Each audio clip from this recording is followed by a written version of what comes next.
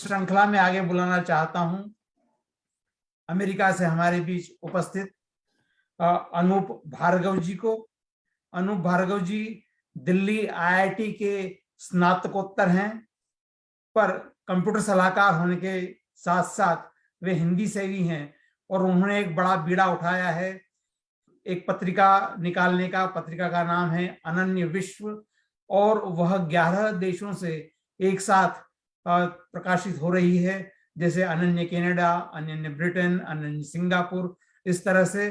तो इस दीर्घकालीन सोच के साथ काम करने वाले हिंदी सेवी अनूप भार्गव जी का स्वागत।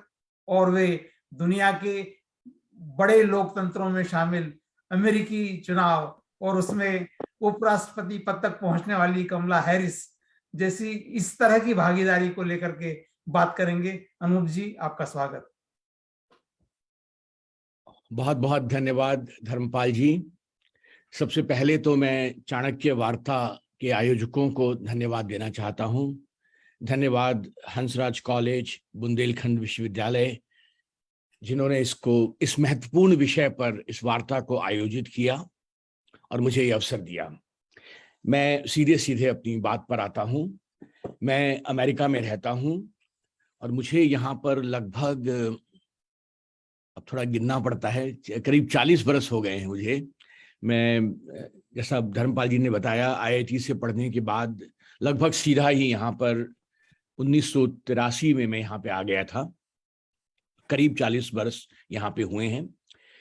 तो मैं बात शुरू करता हूँ। कुछ मैं आपको अमेरिका के बारे में, आपको बेसिक तो मेरे ख्याल में जानकारी है ही कि जो प्रजातंत्र जितना सशक्त हो सकता है, जिस हद तक प्रजातंत्र को लागू किया जा सकता है, उसमें अमेरिका सबसे बड़े देशों में है। ये सब आप जानते ही हैं। लेकिन मैं कुछ बातों की ओर ध्यान दिलाना चाहूंगा कि जो खामियां अभी भी हैं यहाँ पर। तो चलिए एक शुरू करते हैं। हम पहले समझें कि अमेरिकी सरकार जो है वो चलती किस तरह से है। तो धर्मपाल जी, आप मुझे अगर शेयर स्क्रीन की है मेरे पास, ठीक है? जी, आपको अनुमति दी गई है। जी जी जी, धन्यवाद धन्यवाद। तो आप देख पा रहे हैं मेरा स्क्रीन? जी बिल्कुल। जी जी, धन्यवाद। तो चलिए शुरू करते हैं। हम समझने की कोशिश करते हैं कि अमेरिका में सरकार चलती कैसे है, और फिर हम आएंगे कि उसमें प्रवासी भारतीयों की भागीदारी किस हद तक है और किस तरह से है।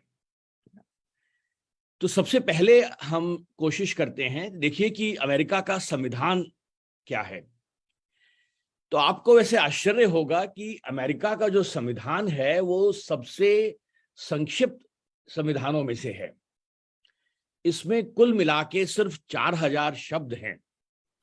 कुल 7 अनुच्छेद हैं, जो 10 या 12 पृष्ठों में आप आधे घंटे से कम में पढ़ सकते हैं, है ना। तो ये आपको थोड़ा अजीब सी बात लगेगी कि इतना बड़ा देश और पूरी तरह से प्रजातांत्रिक देश कैसे इतने छोटे संविधान के सहारे चल सकता है। तो उसका मैं विस्तार में न जाते हुए इतना ही कहूंगा कि इस संविधान में मूल बातें लिखी गई हैं। इसमें विस्तार से कहीं नहीं गया है। और इसमें काफी बातें जो हैं वो, जिसको कहना चाहिए कि कॉमन सेंस के सहारे छोड़ दी गई हैं, है ना। अगर मूल रूप से देखा जाए तो राष्ट्रीय, इसमें संघ भी है और राज्य भी हैं, जैसे भारत में है लगभग उसी तरह से। कुछ महत्वपूर्ण विषय जो राष्ट्र से संबंधित हैं वो केंद्र के पास हैं, और बाकी के जो विषय हैं वो राज्यों के पास, उनके अधीन हैं। कार्यपालिका का जो प्रमुख है वो राष्ट्रपति होता है, जो कि एक अप्रत्यक्ष रूप से 4 बरस के लिए चुना जाता है। अप्रत्यक्ष रूप से हम इस पे बात करेंगे कि उसका क्या अर्थ है और उसकी क्या खामियां भी हैं, है ना। राष्ट्रपति जो है वो मंत्रिमंडल के सदस्यों का चुनाव करता है। और यहां पर एक बात थोड़ी सी अलग है भारत से, कि ये जो मंत्रिमंडल के सदस्य हैं उनका कांग्रेस का सदस्य होना जरूरी नहीं है। जैसा कि भारत में होता है कि आपको लोकसभा या राज्यसभा का सदस्य होना जरूरी है। ऐसा यहाँ पर नहीं है। राष्ट्रपति अपनी अपनी इच्छा से किसी का भी चुनाव कर सकता है। अमेरिकी तो हमने देखा कि राष्ट्रपति तो प्रमुख होता ही है, लेकिन अमेरिकी कांग्रेस जो है वो लगभग समझ लीजिए भारत की तरह उसके भी 2 सदन होते हैं। एक होता है सेनेट, जिसको कुछ हद तक आप कह लीजिए राज्यसभा की तरह, और एक होता है house of Congress, house of representative, जिसको आप कुछ हद तक लोकसभा की तरह मान सकते हैं। इनमें फर्क है, एग्जैक्टली वो सही नहीं है। सेनेट में 100 सदस्य होते हैं जो कि 6 वर्ष के लिए चुने जाते हैं, और जैसा कि राज्यसभा में होता है हर 2 वर्ष के बाद 1/3 सदस्य जो हैं सेनेट के, उनका चुनाव होता है और वो दोबारा से चुने जाते हैं। तो एक सदस्य 6 वर्ष के लिए चुना जाता है। हाउस ऑफ रिप्रेजेंटेटिव में 435 सदस्य हैं इस समय, और वो 2 वर्ष के लिए चुने जाते हैं, है ना। उनका चुनाव हर 2 वर्ष के बाद होता है। तो यहाँ पर एक बात जो मुझे भी ठीक से समझ में नहीं आती, लेकिन वो इसी तरह से है कि जहां तक सेनेट का सवाल है, उसके जो 100 सदस्य होते हैं, वो 100 सदस्य हर राज्य, जो कि 50 राज्य हैं अमेरिका में, हर राज्य से 2 सदस्य चुने जाते हैं। और ये थोड़ी सी विचित्र सी बात है कि राज्य चाहे छोटा हो, जैसे कि रोड आइलैंड ले लीजिए, जिसमें कि शायद 1 मिलियन से भी बहुत ही कम वहां की जनसंख्या है, और दूसरी तरफ आप कैलिफोर्निया ले लीजिए, जो कि कम से कम 20 गुना बड़ा होगा रोड आइलैंड से, लेकिन उन दोनों से ही सेनेट के 2 सदस्य होते हैं। तो ये थोड़ी एक अजीब सी बात है, और इसके कारण रहे हैं जिनमें हम नहीं जाएंगे, लेकिन ये जो एक बात है वो थोड़ा सा, जब हम कहते हैं कि प्रजातांत्रिक देश है और सब बराबर हैं, तो यहाँ पर आकर वो बात सही नहीं रह जाती है कि क्या तर्क हो सकता है कि एक छोटे से राज्य में, नंबर मुझे ठीक से ध्यान नहीं है, लेकिन कहिए कि 1 करोड़ की आबादी और 20 करोड़ की या 50 करोड़ की आबादी, दोनों राज्यों से 2 ही सदस्य सेनेट पे होते हैं, है ना। हाउस ऑफ रिप्रेजेंटेटिव जो है उसमें जनसंख्या के आधार पे चुने जाते हैं। तो जो बड़े राज्य हैं जैसे कैलिफोर्निया है, वहां से अधिक सदस्य आएंगे, और जो डेलावेयर है, रोड आइलैंड है, जो कि छोटे राज्य हैं, वहां से कम सदस्य आएंगे। संविधान परिवर्तन के लिए दोनों सदनों में 2/3 बहुमत चाहिए। राष्ट्रपति के पास वीटो का अधिकार होता है, उसकी भी लेकिन सीमाएं होती हैं, उसको भी ओवरराइड किया जा सकता है। एक और बात यहाँ पर जो है अमेरिका के संविधान में है कि अक्सर हम सोचते हैं कि हर बात 50% से अधिक वोट अगर आपके पास हैं तो बात लागू हो जानी चाहिए, लेकिन हमेशा ऐसा नहीं होता है, विशेषकर सेनेट में। और इसके भी कारण हैं कि किस लिए उन्होंने ये रखा, लेकिन सेनेट में एक टेक्निकल टर्म है फिलिबस्टर जिसको कहते हैं, अगर उसका प्रयोग किया जाए तो किसी भी कानून को लागू करने के लिए 50 की जगह 60 वोट की जरूरत हो सकती है। तो ये भी एक थोड़ा अजीब सी बात है।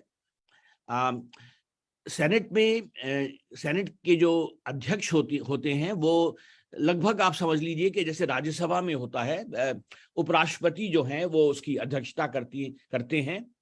और अगर सेनेट में 50-50, क्योंकि 100 सेनेटर होते हैं, अगर 50-50 की स्थिति आ जाती है तो उपराष्ट्रपति अपना निर्णायक वोट देते हैं। तो ये बात हुई अमेरिकन कांग्रेस की, 2 सदन, सेनेट और हाउस ऑफ रिप्रेजेंटेटिव।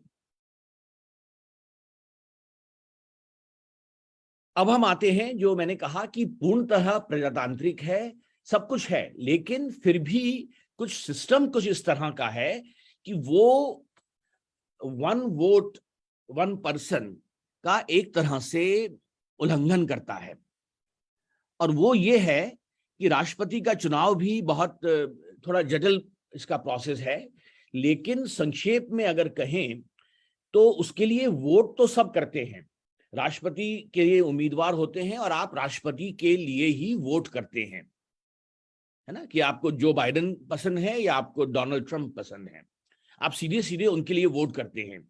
लेकिन जिस तरह से वोटों को गिना जाता है उससे ये संभव है, और कई बार हो भी चुका है, कि जो व्यक्ति पूरे देश में जिसको अधिक वोट मिले हैं, हो सकता है कि वो चुनाव न जीत पाए। और ऐसा हुआ है अभी पिछली बार डोनाल्ड ट्रंप के केस में, और उससे पहले भी एक आध बार हुआ है कि उन्हें पॉपुलर वोट नहीं मिले थे पूरे देश से, लेकिन एक कुछ उसको कहते हैं इलेक्टोरल वोट्स, वो उनको ज्यादा मिले थे और उसकी वजह से वो राष्ट्रपति चुने गए थे। तो एक ये थोड़ी सी खामी है उसमें। तो इसका परिणाम ये होता है, ये संक्षेप में कहें तो ये इसलिए होता है कि जो इलेक्टोरल वोट्स हैं वो इस तरह से गिने जाते हैं कि अगर आपको किसी भी राज्य में अगर एक वोट भी ज्यादा मिला है दूसरे से, तो आपको उस राज्य के सारे इलेक्टोरल वोट्स मिल जाते हैं, है ना। तो ये थोड़ा बड़ा अजीब सी बात है, लेकिन ऐसा ही है। तो इसका कारण ये होता है कि अमेरिका में 50 राज्य हैं, लेकिन उन 50 में से मैं कहूंगा कि कम से कम 35 से 40 राज्य तो ऐसे हैं जिनमें पहले से लगभग पता होता है कि वो डेमोक्रेटिक रहेंगे या रिपब्लिकन रहेंगे। डेमोक्रेटिक और रिपब्लिकन दो पार्टी हैं, जैसे तेजेंद्र जी ने बताया कि इंग्लैंड में लेबर और कंजर्वेटिव हैं, इसी तरह अमेरिका में दो मुख्य पार्टी हैं, रिपब्लिकन और डेमोक्रेट। तो 35 से 40 राज्यों में तो लगभग वो तो या तो डेमोक्रेटिक हैं या रिपब्लिकन हैं, और वो उनका निर्णय जो है वो लगभग एक ही रहता है हर चुनाव में, है ना। और जैसा मैंने कहा कि अगर चुनाव में आपको उस राज्य में एक वोट भी ज्यादा मिला है, तो उसका अर्थ ये होता है कि आपको पूरे वोट मिल गए उस राज्य के, ये समझ लीजिए आप, है ना। तो ये होता है कि जब पार्टीज को मालूम है कि वो या तो वहां जीतेंगे या बिल्कुल जीतने की संभावना नहीं है, तो वहां पर वो कोई ज्यादा कोशिश भी नहीं करते हैं परिणाम को बदलने की।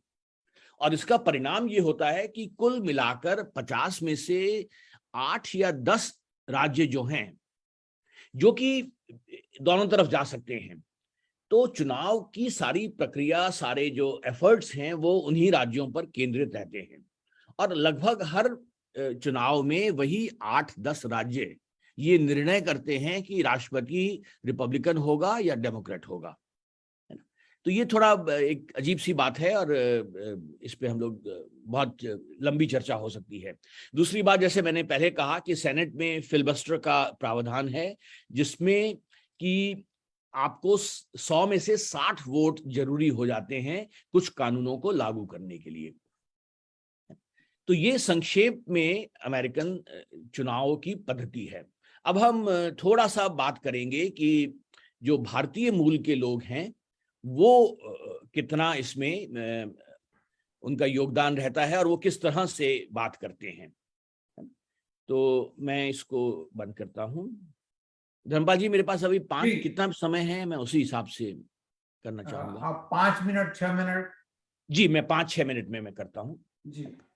तो अब हम आते हैं भारतीयों की भागीदारी के बारे में। तो पहले तो हम लोग अंकों को समझ लें। इस समय अमेरिका में भारतीय मूल के करीब 27 लाख व्यक्ति हैं, और अमेरिका की जो पूरी जनसंख्या है वो लगभग 33 करोड़ है ना। तो ये लगभग 0.8% हुआ भारतीयों की, जो भारतीय मूल के जो लोग हैं। तो कुल 1% से भी कम जनसंख्या है भारतीयों की। तो बहुत बड़ा नंबर नहीं है। एक तो पहली बात तो हमें ये समझनी चाहिए, है ना, कि पूरी जनसंख्या के मुकाबले बहुत छोटा नंबर है।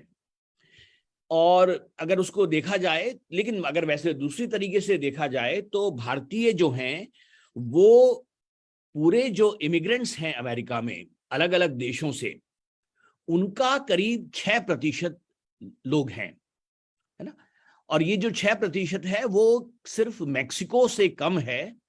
मैक्सिको की जो इमिग्रेंट्स की जो पॉपुलेशन है वो थोड़ी ज्यादा है, लेकिन ये चीन आदि देश, अन्य देश जो हैं उनसे कहीं अधिक है। तो एक तो ये बात समझने की है। अच्छा, दूसरी बात मैं ये कहना चाहूंगा, और ये थोड़ा सा अफसोस होता है मुझे, कि एक तो हम भारतीयों की संख्या बहुत कम है, 1% से भी कम है ना। और दूसरी बात ये भी है कि अधिकांशतः भारतीय राजनीति में सक्रिय नहीं है। उसके भी कई कारण हैं। एक मूल कारण ये है कि जब वो शुरू में जब यहाँ पर आते हैं तो उनका पूरा जो फोकस है वो अपना कैरियर को बनाने में लगा रहता है, अपने आप को स्थापित करना है। अब चुनौतियां होती हैं उसकी अपनी, तो अपने आप को वो सक्रिय राजनीति में नहीं कर पाते हैं, है ना। तो एक तो ये बात है, लेकिन इसका दूसरा एक भाग ये भी है कि जो दूसरी पीढ़ी जो है भारतीयों की, जो कि जो इमिग्रेंट यहाँ पर आए, उनके जो बच्चे हैं, क्योंकि उनके पास ये चुनौतियां नहीं हैं कि उन्हें अपने आप को स्थापित करना है, वो नहीं है, तो वो राजनीति में थोड़े अधिक सक्रिय होते हैं, जो कि एक अच्छी बात है। चलिए अब हम बात करते हैं थोड़ी बहुत कि जो भारतीय मूल के जो जिन्होंने कुछ हासिल किया है अमेरिका की राजनीति में, तो सबसे पहला नाम आता है, आप जानते ही हैं, कमला हैरिस, जो कि आधी, जिसको कहा जाए, भारतीय मूल की महिला हैं, और वो अमेरिका की उपराष्ट्रपति हैं। वो उससे पहले सेनेटर रही थी, उससे पहले अटॉर्नी जनरल रही थी।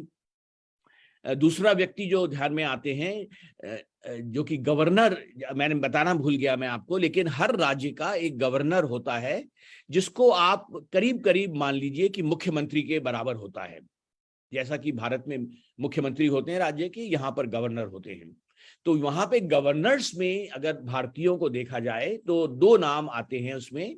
एक तो है पीयूष बॉबी जिंदल, जो कि लुजियाना में गवर्नर रहे थे, और दूसरी है निकी हैली, जो कि वो भी गवर्नर रही थी नॉर्थ कैरोलिना में, और वो डोनाल्ड ट्रंप की के प्रशासन में अमेरिकन एम्बेसडर भी रही यूनाइटेड नेशंस की। तो ये दो गवर्नर जो हैं ये मुख्यतः मैं कहूंगा कि भारतीय मूल से हैं। उसके अलावा कुछ जो प्रमुख नाम जिन्होंने किया, उसमें है एक प्रीत भरारा, जो कि न्यूयॉर्क की एक बहुत ही महत्वपूर्ण डिस्ट्रिक्ट के अटॉर्नी जनरल रहे।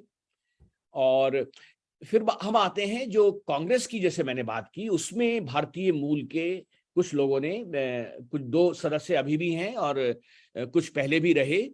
तो उसमें जो सबसे पहला नाम आता है, जो कि भारत के सबसे पहले कांग्रेसमैन रहे, वो थे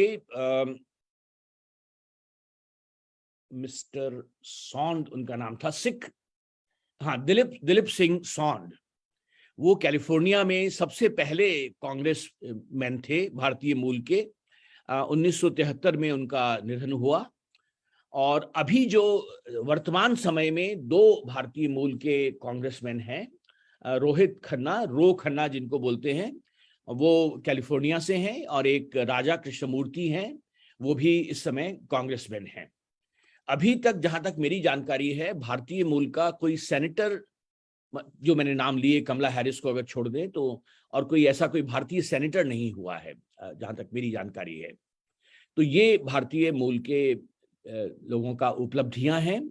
और मैं कहूंगा कि हमें जितना भारतीय मूल के लोगों का प्रभाव है, उनके इकोनॉमिक स्टेटस को अगर देखा जाए, जितना उनका प्रभाव है, जितनी बड़ी बड़ी कंपनीज में आप जानते ही हैं, जितनी भी टेक्नोलॉजी के क्षेत्र में है, और टेक्नोलॉजी के अलावा भी बहुत सी कंपनियां हैं जिनमें भारतीय मूल के चीफ एग्जीक्यूटिव ऑफिसर रहे हैं, उसको देखते हुए भारतीयों का राजनीति में उतना दखल नहीं है, और आशा करते हैं कि आगे आने वाले वर्षों में हम लोग उससे कुछ जुड़ेंगे, अधिक भारतीय जुड़ेंगे और अधिक हासिल कर पाएंगे। तो अभी इतना ही, मेरा समय समाप्त हो रहा है। एक बार फिर से सबको धन्यवाद देते हुए। धन्यवाद अनूप जी, अमेरिका के बारे में आपने हमें बहुत बढ़िया जानकारी दी। दुनिया के सबसे बड़े प्रजातंत्र के बारे में की अंदरूनी खामियों को जानना, वो भी एक अमेरिकी नागरिक के द्वारा, तो हमारे लिए बहुत बहुत सौभाग्य की बात है। और अब हम अगले वक्ता को बुलाएं, उसके